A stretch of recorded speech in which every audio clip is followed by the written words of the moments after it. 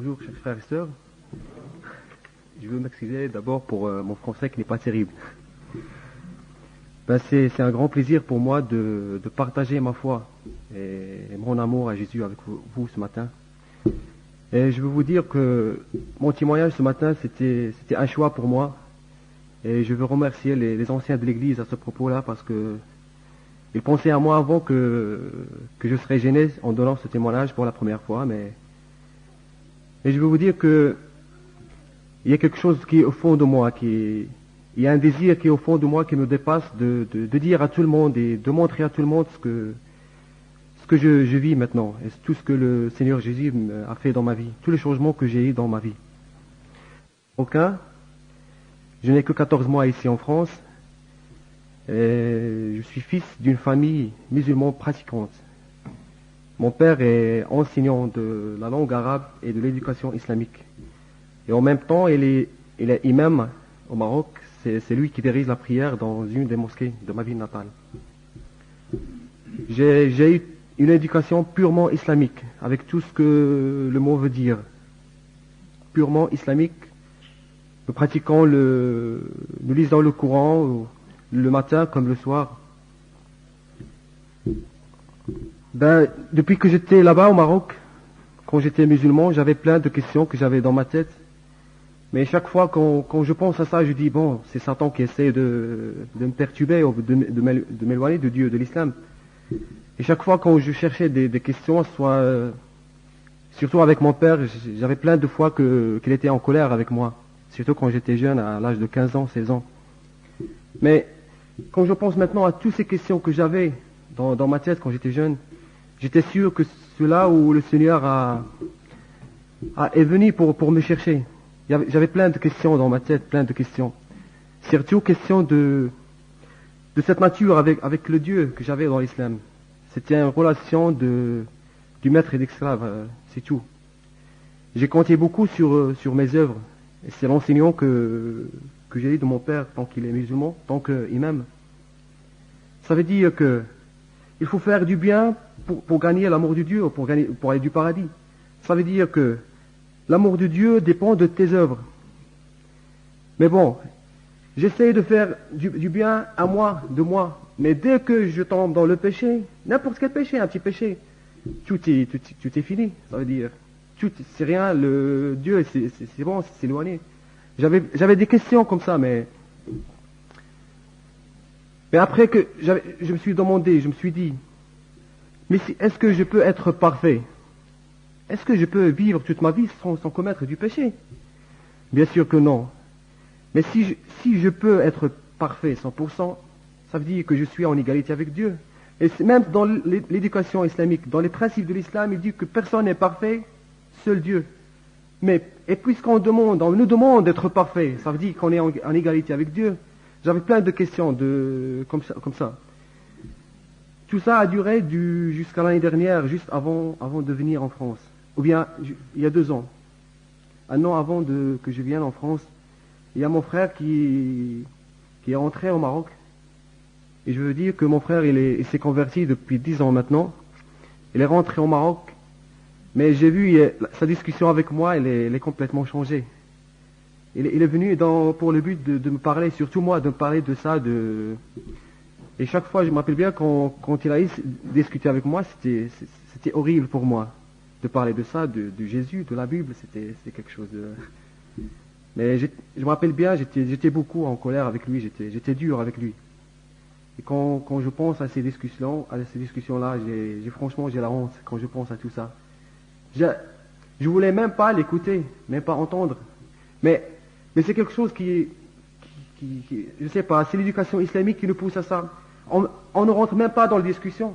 Et c'est ça le problème. Tu prends les enseignements islamiques, mais tu essaies de garder, de ne pas rentrer dans les discussions avec autre chose que le Coran. C'est tout. Mais mon frère, il a insisté. Et ça, je suis reconnaissant de lui. Il n'a pas hésité. Chaque fois qu'il me parle, il savait que je suis en colère et je ne veux plus me parler de ça. Mais il a insisté, il a continué à me parler de ça. Plein de jours, plein de fois. Et on était presque, nous étions presque arrivés à un bagarre sur cette discussion-là. Mais lui, il n'a pas hésité, ça je me rappelle bien. Mais tout ce qu'il a pu faire pour moi, c'est à la fin de ses vacances au Maroc. Tout ce qu'il a fait, et c'est la première fois que je n'étais pas au courant, il a sorti sa Bible, et c'était en arabe. Tout ce qu'il a fait, il m'a dit, bon mon frère, tu veux pas m'écouter, tu veux pas discuter, bon je te laisse le livre. J'ai dit, c'est quoi? Il m'a dit, voilà, c'est la Bible. Tu n'as rien à craindre, tu la lis, et c'est tout, tu la lis et tu verras. Et tu seras sûr que ce que tu lis, tu verras réellement. Mais bon, je l'ai pris. Mon frère, il va me quitter, je dois le faire plaisir. Hein. Il va me quitter pour un an. Je l'ai pris. Ma famille n'était pas au courant, personne n'était pas au courant, j'étais le seul là au courant. Et vous savez, l'interdiction de la Bible, de rentrer un livre comme ça au Maroc, c'était quelque chose de interdit, complètement interdit. Je l'ai pris, je l'ai caché, personne n'était au courant. Je ne l'ai pas touché. Je l'ai gardé dans mes affaires et je ne l'ai pas touché. Mais même après, quand il est rentré en France ici, chaque fois qu'on discute par téléphone ou sur Internet, il n'a pas hésité de me parler de ça, de la Bible, de tout, chaque fois il me lance un verset de la Bible. Et je lui avais dit que s'il continue à me parler de ça, il ne m'entendra plus ma voix, et je ne discuterai plus avec lui. Mais il n'a pas cessé. Il n'a pas cessé de me parler, il n'a pas cessé. Et ce qui me tremblait et me perturbait, et c'était la première fois, c'est chaque fois il me parle, il prie pour moi. Il me lance des prières, mais j'avais rien compris. Quand je lis la prière, mais c'était horrible, et c'est ça qui manquait dans l'islam aussi, c'est la communion fraternelle. Et ça, je dis toujours, quand j'étais musulman, même en pensant les autres, c'était entre la famille c'est tout. Il y a les parents qui prient pour leurs enfants, et l'inverse, ou les enfants qui prient pour leur famille, pour leurs parents. C'est tout, c'était limité. Mais c'est là où j'ai commencé à sentir cette communion fraternelle dans le christianisme. Tout ça, ça durait sans conséquence, sans succès. Jusqu'à l'année dernière, avant de venir ici en France. Ma famille m'a encouragé d'aller continuer mes études en France. J'avais commencé déjà à travailler au Maroc un mois et demi ou 2 mois avant. Il y a mon frère qui m'a proposé si je veux continuer mes études ici en France, pour qu'il dépose un dossier de candidature à l'université ici. Je lui ai envoyé un dossier, il a inscrit, j'étais admis, mais c'est vrai, mais chaque fois, quand il a déposé le dossier, il m'a dit, tu verras, si tu seras en relation avec Dieu, tu auras l'inscription et tu viendras en France. Je dis bon, il m'a inscrit, je l'ai envoyé la date pour la réponse, j'ai eu l'inscription. C'est bon, mais tout ça, c'est peut-être que j'avais un dossier qui est bon, peut-être que ça m'a pas. Il y avait le problème du visa avant de venir. Là, j'avais beaucoup de problèmes. Je veux pas rentrer de ça, mais de toute façon, j'avais des problèmes que j'ai pensé que j'aurais plus de solution. J'étais sûr qu'il y aura pas de solution pour ça. Mais j'étais presque, j'avais des problèmes, je vais dire, c'est personnel, mais j'avais presque pris la décision de retirer mon dossier de demande de visa. J'allais plus vouloir venir ici en France. Mais mon frère, il m'a encouragé. Non, tu verras. Non, laisse le dossier et tu verras. Le Seigneur, il va te montrer son amour vers toi. J'ai laissé le dossier, mais 3 jours après ou 4 jours après, j'ai eu des réponses que... Quand je pense à ça, je dis, c'est vraiment que... Il a beaucoup fait, le Seigneur, pour moi. J'ai eu des réponses que j'ai pensé que c'était impossible de les avoir. Alors franchement, c'est là où j'ai commencé. Mon frère, il a insisté, il m'a dit, tu rentres dans ta chambre et tu n'as rien à craindre. Essaye d'avoir une relation personnelle avec Dieu. Rentre dans ta chambre et prie le Seigneur. Tu n'as rien à craindre et tu verras. Bon, le soir, j'ai rentré dans ma chambre. J'étais perturbé, je ne savais pas quoi faire. À qui je prie? Est-ce que je prie mon Dieu du Coran, de l'islam? Ou bien est-ce que je prie le Dieu que mon frère me demande d'être en relation avec lui? Je savais quoi faire. Et je me rappelle bien tout ce que j'ai fait. J'ai libéré mon âme. Et la phrase que j'ai dit, c'est que le Dieu le Tout-Puissant qui m'aime vraiment m'attire vers lui. Et le lendemain, même jusqu'à maintenant, j'arrive pas à montrer ce que je sais pas, tout ce que je sentais, mais j'avais senti une joie le lendemain. J'étais heureux, Je sais pas, c'était quelque chose de formidable le lendemain. Je suis venu en France. J'ai commencé d'abord à lire la Bible. C'est juste après où j'ai commencé à lire la Bible là-bas au Maroc. Et c'était en arabe. Mais il y avait plein de choses que j'ai pas compris là-dedans. Il y avait plein de choses, j'avais besoin d'explications. Il y a beaucoup de choses, je me rappelle bien. Je suis venu ici en France l'année dernière en septembre. Je suis tellement reconnaissant et je veux dire, à quelques messages avant ma conversion à l'ancienne église. Et je pense que c'était 3 messages que j'ai assistés et ils m'ont tellement frappé. C'était 3 messages que j'ai assistés dans l'ancienne église. Ça ils m'ont tellement, c'était la première fois que j'allais à l'église, et c'était 3 messages, je me rappelle bien de ces messages-là, ils m'ont poussé à aller plus loin et à chercher. C'était quelque chose de formidable. Alors j'ai eu des réponses à des questions que j'avais besoin. Et je veux dire que j'ai eu ces réponses sans poser de questions. Sans poser de questions. J'ai assisté à des réunions, plus des discussions personnelles. J'ai eu tout ce que j'avais besoin, j'ai eu tout ce que j'avais pas compris, les idées que j'avais pas compris dans la Bible. Et je veux remercier même après ma conversion, il y avait plein de choses qui s'est passées dans ma vie qui m'ont fortifié dans ma foi. Et il y a plein de moments que j'ai passés qui m'ont vraiment enrichi ma foi. Je veux aussi de l'occasion, je suis reconnaissant des frères et des sœurs avec qui j'ai passé des moments merveilleux avec le Seigneur. Et je veux profiter de cette occasion d'en parler. Je veux remercier tous les frères et sœurs avec qui j'ai passé 3 semaines en Belgique. Et c'était pour moi, j'arrive pas à oublier ces moments, c'était des moments formidables.